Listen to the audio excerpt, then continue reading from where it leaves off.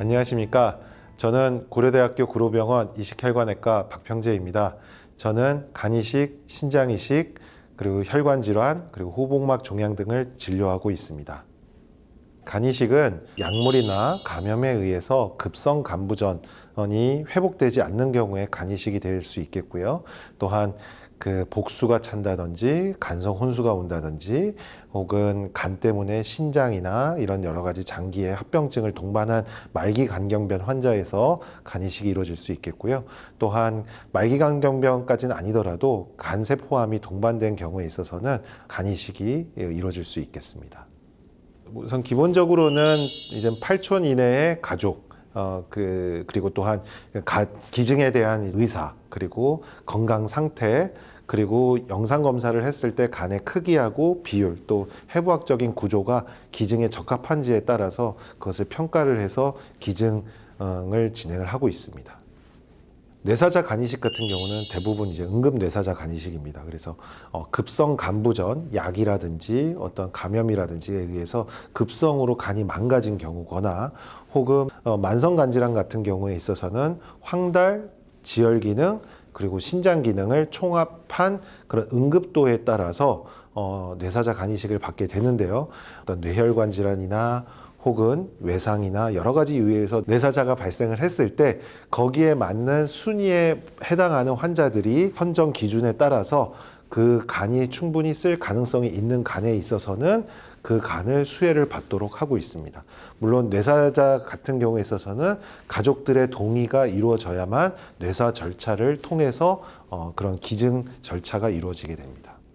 이게 생체 간이식이냐 뇌사자 간이식이냐는 조금 다릅니다. 그러니까 뇌사자 간이식은 말씀드린 대로 응급한 상황에서 진행이 되기 때문에 사실 수술 전에 관리가 잘 되어졌어도 이미 급격하게 망가지는 경우들이 대부분이기 때문에 사실 환자분이 어떤 관리를 통해서 하기보다는 이분이 대상자가 되는지는 의료진이 그거의 환자분의 상태, 수술 후의 결과가 예측되는 환자들을 대상으로 진행이 되게 되고요. 그래서 생체 간이식을 고려를 해본다면 내과 선생님들의 진료 지침에 따라서 본인의 상태를 잘 관리를 하시고 또한 어떤 정기적인 검진, 특히 이제 암의 유무 그리고 암에 진행되는 정도를 정확하게 평가를 해서 그런 것들이 간이식 하는데 문제가 없도록 해야 되겠고요.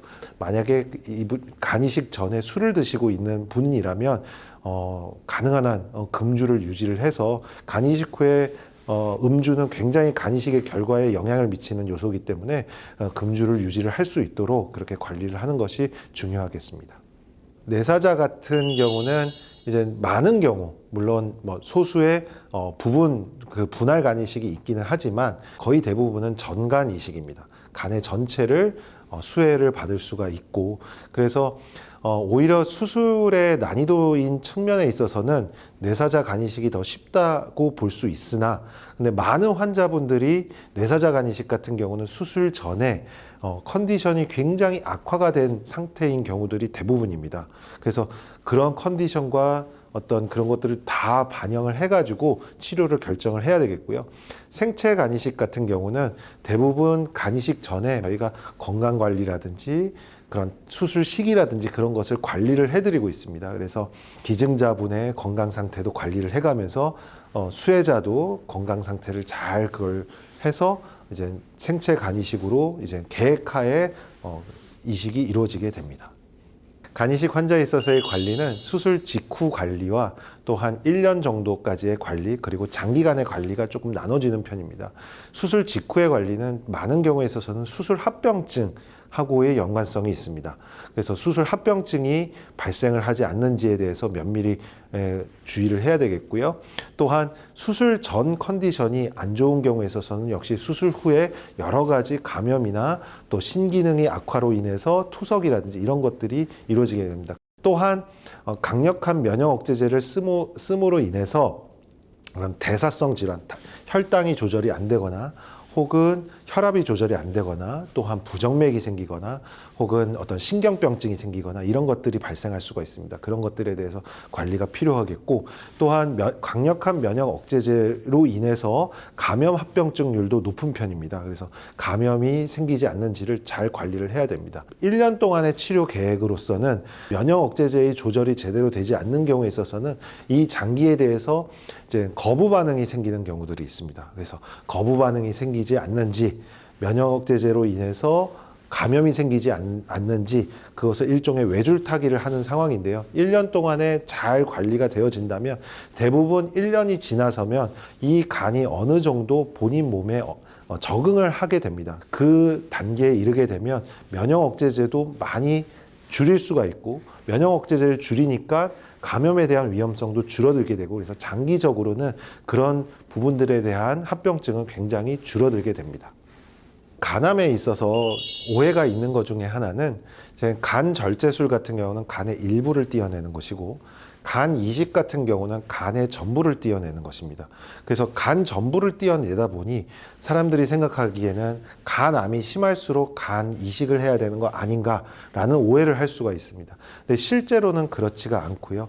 간 이식을 하게 되면 새롭게 이식 환자가 되게 되는 겁니다. 그래서 면역 억제제를 쓰게 되는데 그런 면역 억제제가 만약에 체내에 암세포가 잔존했다면 그것이 이식 후에는 굉장히 빠른 속도로 악화가 될 수 있습니다. 암은 아무리 심하지 않더라도 간경변이 동반돼서 여러 가지 치료들을 적용해 보기 어려운 경우, 간을 절제를 하거나 항암색전술을 하거나 그와 같은 치료들이 어려운 경우에 있어서는 간 이식을 하는 것이 가장 적합한 치료가 되겠습니다.